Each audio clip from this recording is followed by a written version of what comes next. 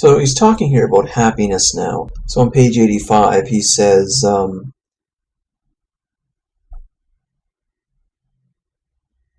I never indeed wavered in the conviction that happiness is the test of all rules of conduct and the end of life. But I now thought that this end was only to be attained by not making it the direct end.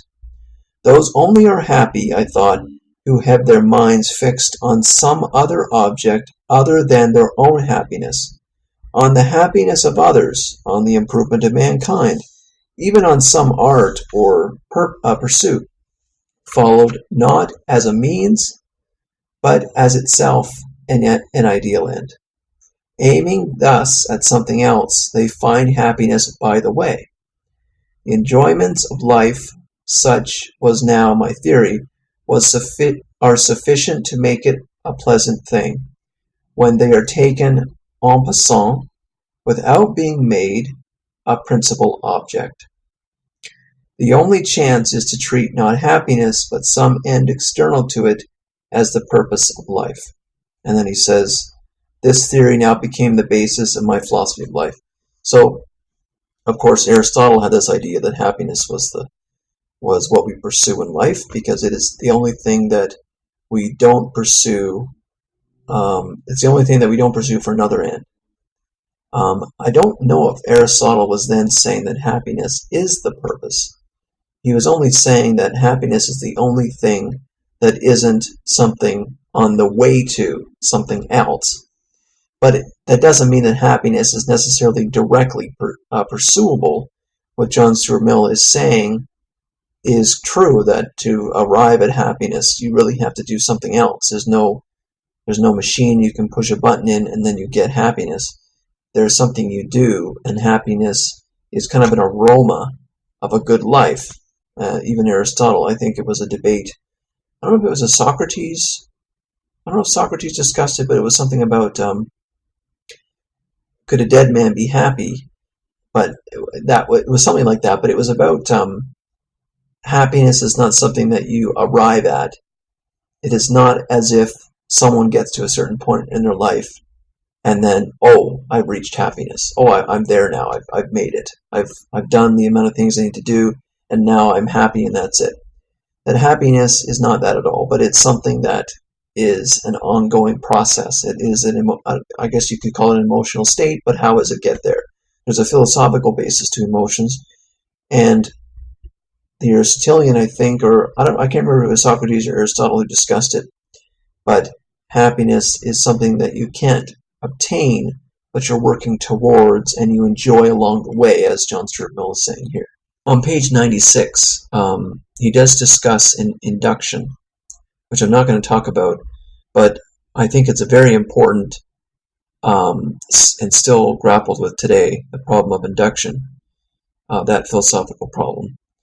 But he moves with that idea into his views in politics, or his views in political philosophy, which is some really interesting stuff. So he says that, first of all, that sciences are either deductive or experimental.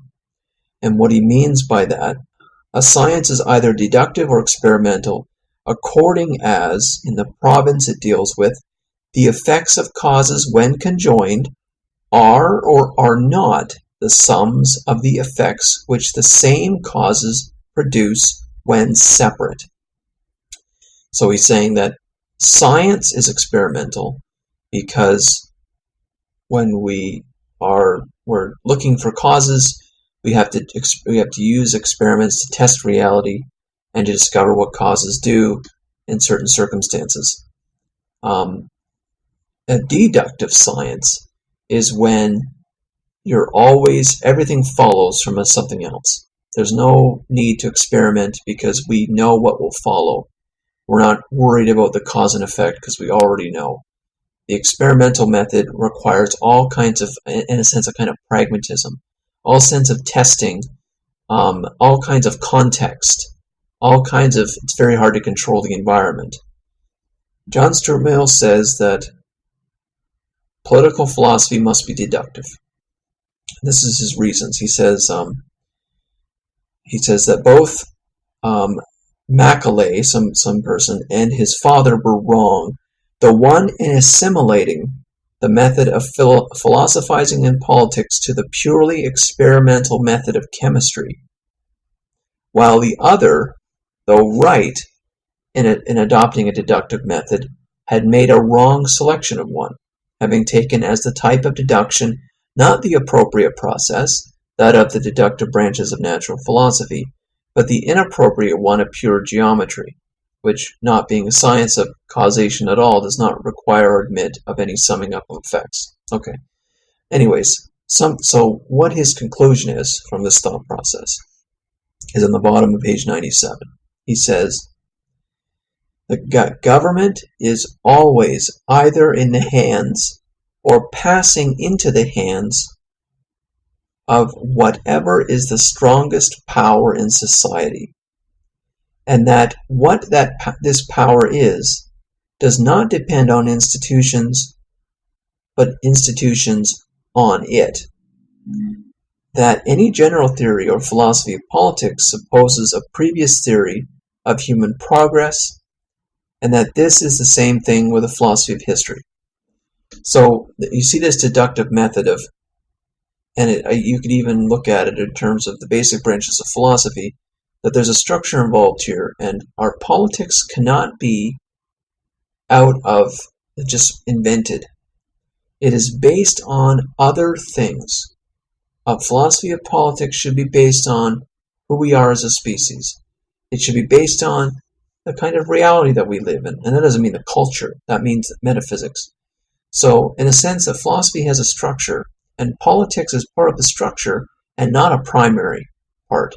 So often what's written is metaphysics can be discussed openly and invented in a sense, but not in that sense. It just means it depends on nothing.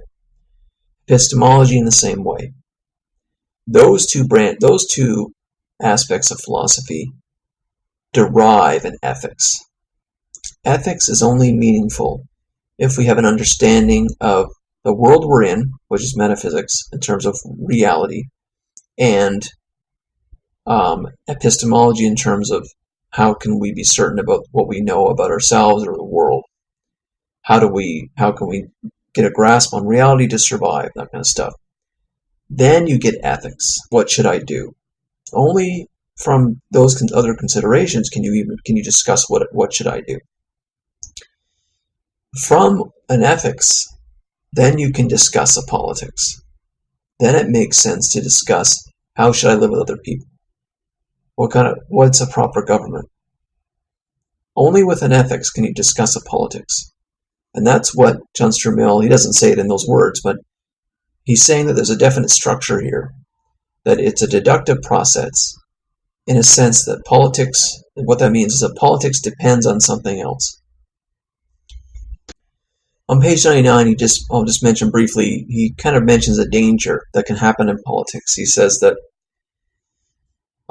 when a period follows of criticism and negation in which mankind loses their old convictions without acquiring any new ones of a general or authoritative character, except the conviction that the old are false. So he's saying that, or I read it this way, he's suggesting that if we're merely criticizing the old without replacing it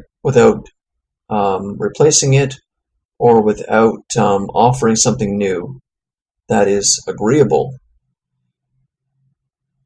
he's not saying this, but often what I find is that people just tend to go back to their old ideas. If you criticize something and offer nothing to replace it, then people don't listen to your criticisms because they at least want the structure of and the familiarity of the old. Even if it's evil, they'll still keep doing it because at least it's something to do. It's very hard to annihilate ideas. It seems to me that you have to always replace them. That you will never be able to shut down, like you consider it this way. I don't know what they do in therapy, but I assume that when someone has a bad behavior, the only way to get rid of it is to replace it with something else. You can't annihilate the bad behavior. You can't annihilate the habit. All you can do is divert it or convert it into something else. Same thing with public opinion. If you criticize the prevailing government, but simply then imply, or by association, suggest that you are better, but only because the other one sucks, I don't know how well that works. Maybe it does work sometimes, but I think for the most part, if you do not offer a better alternative, then people will just retain their old ways. On page 102, he discusses free will, and I think it's worth reading his thought process on the idea of free will versus determinism. So he says, the doctrine of cause and effect applied to human action carried with it a misleading association, and that this association was the operative force in the depressing and paralyzing influence which I had experienced. I saw that though our character is formed by circumstances, our own desires can do much to shape those circumstances, and that what is really inspiriting and ennobling in the doctrine of free will is the conviction that we have real power over the formation of our own character, that our will, by influencing some of our circumstances, can modify our future habits or capabilities of willing. All this was entirely consistent with the doctrine of circumstances, or rather was that doctrine itself properly understood. From that time I drew in my own mind a clear distinction between the doctrine of circumstances and fatalism. So that, I think, fatalism, I think, is what he means by what's called determinism today, in a sense that you can do nothing to change the future. The future is already written. You are fated to do certain things. You are a rock going down a hill kind of thing, that cause leads to effect, leads to cause, leads to an effect, and all of that. But what he's saying here is that there is another point of view. The free will point of view is what he calls the doctrines of circumstances. Yes, there's all kinds of things that influences our conduct, but we also have a capacity to will a change in those circumstances. It's not a fatalism, but that's what's often espoused today, is a kind of fatalism. This next part on page 115 is interesting about de Tocqueville, who wrote Democracy in America, a famous analysis of American democracy as compared to the French Revolution, or the French experience of democracy. And he says that there's two extremes here. The de Tocqueville emphasis was that American democracy was great, and he says that John Stuart Mill says led de Tocqueville to attach the utmost importance to the performance of as much of the collective business of society as can safely be so performed by the people themselves, without any intervention of the executive government, either to supersede their agency or to dictate the manner of its exercise. So that's the emphasis in the United States, was liberty, and people are engaging in their own business and activities, and better than an intervention from a central authority. And he also goes on to say that de Tocqueville thought that liberty of the individual also promoted the good effect of good government, and government that did not supersede its authority or go beyond its means and start doing terrible things. Principle of liberty was a necessary protection, was a specific counteractive to some of the characteristic infirmities of democracy, or bad things about democracy, and a necessary protection against its degenerating into the only despotism of which in the modern world there is a real danger: the absolute rule of the head of the executive over a congregation of isolated individuals, all equals but all slaves. So that's de Tocqueville's viewpoint. The other viewpoint is the viewpoint of the French, I guess, and what John Stuart Mill thought was a vice of British liberty. And he says here, this is on page 116, where jealousy of government interference was a blind feeling preventing or resisting even the most beneficial exertion of legislative authority to correct the abuses of what pretends to be local self-government, but is too often selfish mismanagement of local interests by a jobbing or narrow local oligarchy. So he's saying that, on the other hand, the British style of liberty is that very individualistic, and they don't want any centralism whatsoever that would impose on local interests. And that it's almost like back to the dukes and lords that have their own little fiefdoms, and they don't want to hear anything from the king. They don't want to send him troops. They don't want to pay him any money. They don't want any centralism. And he says that is as just as bad if you have these local lords who don't want to, and people, it's not just local lords, or it's also just the common person that is prejudiced against any kind of national authority or in legislation that may benefit the nation as a whole. And so he goes on to say that he is looking to carefully steer between the two errors: the error of centralization as an ideal, and the error of, I guess, kind of an anarchy as an ideal, right? So I thought that was interesting kind of how John Stuart Mill is thinking about these ideas and arriving at his conclusions. This is on page 122. His father is dying, and he says this about him, which I thought is worth saying, worth adding. His father's principal satisfaction, after he knew that his end was near, seemed to be the thought that of what he had done to make the world better than he found it, and his chief regret in not living longer, that he had not had time to do more. So, in analysis of one's life, his father said that at least my existence, I improved upon the world. I made it better. I did something. I made it better. And my only regret is that I didn't live even longer to keep doing that. It's kind of like the idea of you should leave a place better than you found it. Like if you're using someone's place for a party, you should of course clean up afterwards, and if you can, make it even better than it was. So I just thought that was a neat perspective on life, is that a purpose of life can be that our existence is a beneficial force in the universe, and I guess it follows that one wouldn't have minded to have lived longer to keep doing that. On page 127, he talks about Auguste Comte, who was a founder of sociology and also a kind of socialism, really.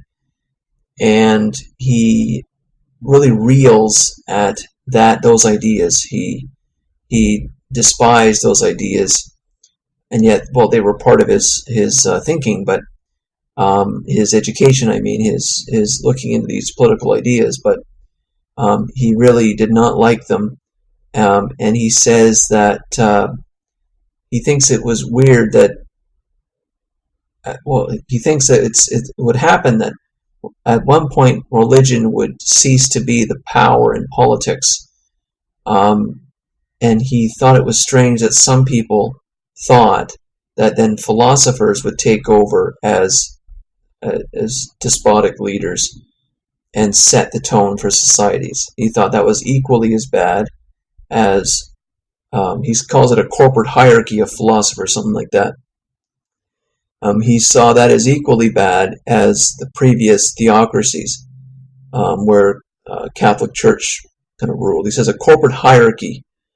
Philosophers were to be organized in a kind of corporate hierarchy, invested with almost the same spiritual supremacy as the Catholic Church. And then he talks more about Comte's work on his religion of humanity, that his work leaves an irresistible conviction that any moral beliefs concurred in by the community generally may be brought to bear upon the whole conduct and lives of its individual members with an energy and potency truly alarming to think of. The book stands a monumental warning to thinkers on society and politics of what happens when once men lose sight in their speculations of the value of liberty and of individuality. This next part on page 132 is about writing, which I thought was interesting. He uses the process he calls double redaction, and what that is that it's a writing process. The first thing you do when you're writing something is you write what you want, and he says that the most important part of the first draft is that you have the order of the material right. Otherwise, it's all useless and you got to start over. You order the material in the right order. Then what happens in the second draft is you improve upon your ideas. So I'll read you a little piece of that. He says that double redaction combines better than any other method of composition the freshness and rigor of the first conception with the superior precision and completeness resulting from prolonged thought. And he also mentions that the only thing which I'm careful in the first draft is make as perfect as I am able the arrangement. If that is bad, the whole thread in which the ideas string themselves become twisted, thoughts placed in a wrong connection are not expounded in a manner which suits the right, and a first draft with the original vice is next to useless as a foundation for the final treatment. This is a really great point about reason versus prejudice. This is on page 134. The notion that truths external to the mind may be known by intuition or consciousness independently of observation and experience is, I am persuaded in these times, the great intellectual support of false doctrines and bad institutions. By the aid of this theory, every inveterate belief and every intense feeling of which the origin is not remembered is enabled to dispense with the obligation of justifying itself by reason, and is erected into its own all-sufficient voucher and justification. There never was such an instrument devised for consecrating all deep-seated prejudices. I thought that was fantastic because you see that a lot in I want to say modern feminism. If they have this idea of if you criticize anything they say, you are denying their experiences. If you ask them for proof about certain allegations that they may make about other people, they tell you the same thing, that you're denying, you're minimalizing their experiences. In a sense that their feeling is their claim, their right, that there's no justification needed, just that they feel a certain way, and that's that.